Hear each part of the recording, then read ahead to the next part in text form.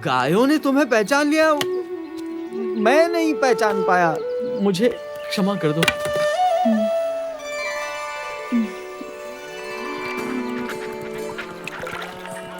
घनश्याम प्रभु, मैं चला। चलो चलो चलो चलो चलो, चलते हैं, चलो।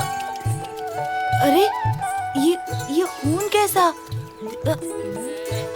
अरे ये तो घनश्याम, तुम्हारी दाहिनी जांघ से तो खून बह रहा है।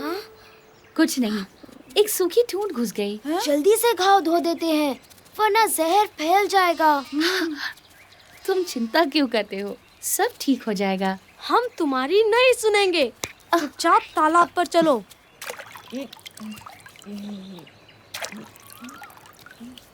अरे खून तो रुक ही नहीं रहा। घनश्याम को जल्दी से किसी वैद्य के पास ले चलते हैं। वैद्य? अरे पर वैद्य तो यहाँ से कोसों दूर दूसरे गांव में रहते हैं। वहाँ तक पहुँचते पहुँचते तो घनश्याम का सारा खून बह जाएगा। अब क्या करें? जल्दी कुछ सोचना पड़ेगा। इसी बीच देवों के वैद्य अश्विनी कुमार प्रकट हुए, जिनके पास किसी भी प्रकार के घाव का औषधीय इलाज होता है। बच्चों, तरगांव यही है? हाँ। बलदेव दुबे का घर किस तरफ होगा? यहाँ पास में ही है। ये उन्हीं के घर का लड़का है। इसे चोट लग गई है। हम इसका खून रोकने की कोशिश कर रहे हैं, मगर खून रुक ही नहीं रहा है। लाओ, मैं देखता हूँ।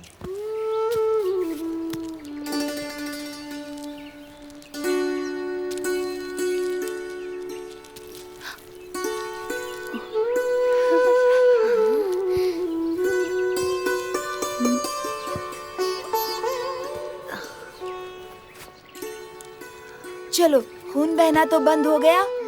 हम भी घर ही जा रहे हैं, आप भी हमारे साथ क्यों नहीं चलते? मैं अब संध्या वंदन करके ही पहुंचूंगा, तुम लोग जाओ।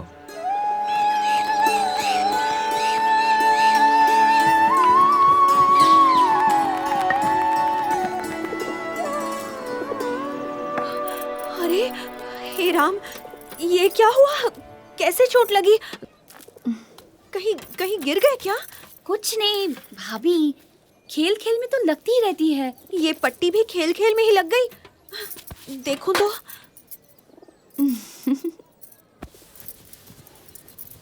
अच्छा जी, तो सिर्फ मुझे डराने के लिए आपने चोट लगने का नाटक किया?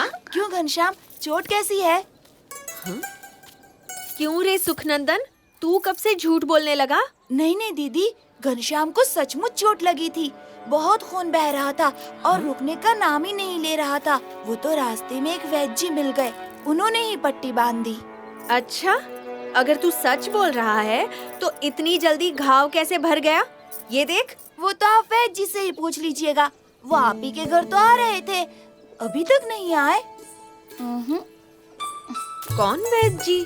क्या पता, खुद अश्विनी कुमार हूँ, देवताओं के वैद्य। कभी कभी तो तुम्हारी बातें समझ में ही नहीं आती घनश्याम। सामान सब लद गया राम प्रताप? जी पिताजी। तुम और सुवासिनी घर का ख्याल रखना, हम लोग जल्दी ही लौट आएंगे।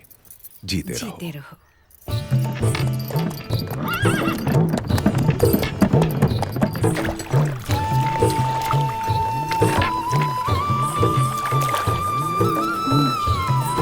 और कितनी दूर है? ज्यादा दूर नहीं है।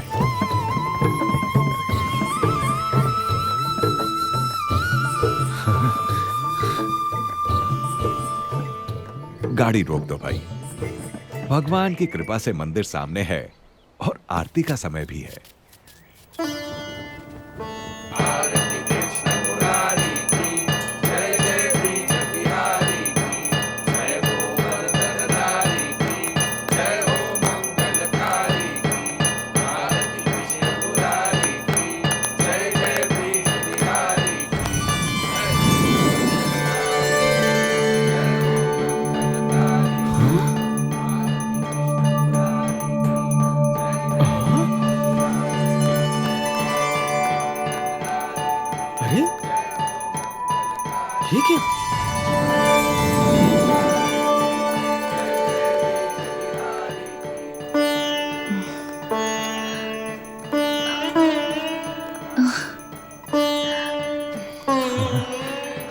लगता है ठाकुर जी की तरह आप लोग भी मूर्त बन गए। जब कृष्ण की मूर्ति ने अपनी माला घनश्याम को पहनाई, तब गोंडा नगर के मुखिया भी वहां उपस्थित थे। उन्होंने जब अपनी आंखों देखी ये चमत्कारिक घटना कह सुनाई, तब राजा गुमान सिंह को उनकी बातों पर विश्वास ही नहीं हुआ।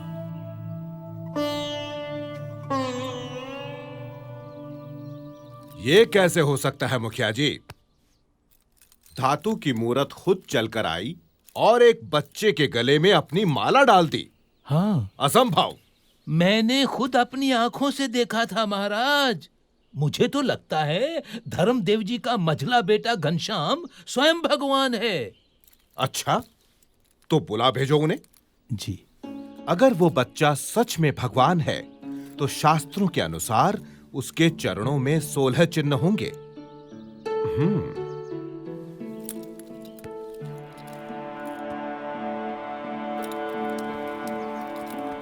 प्रणाम महाराज।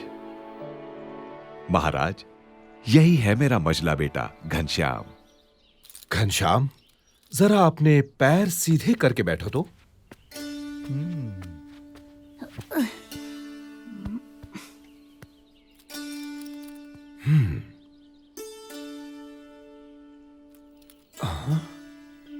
दाहिने पैर में अष्टकोण, ऊर्ध्व रेखा, स्वस्तिक, जामुन, जव, अंकुश, केतु और पद्म।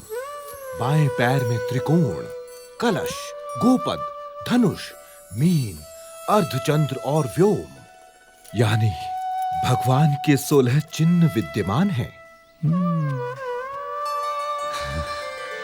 दोनों पैरों में ऊर्ध्व रेखा अंगूठे और तर्जनी के बीच से पौ के तलवे की ओर जाती दिखाई दे रही है। अरे अरे, ये तो साक्षात भगवान के चरण हैं। घनश्याम की जय हो। जय हो घनश्याम की।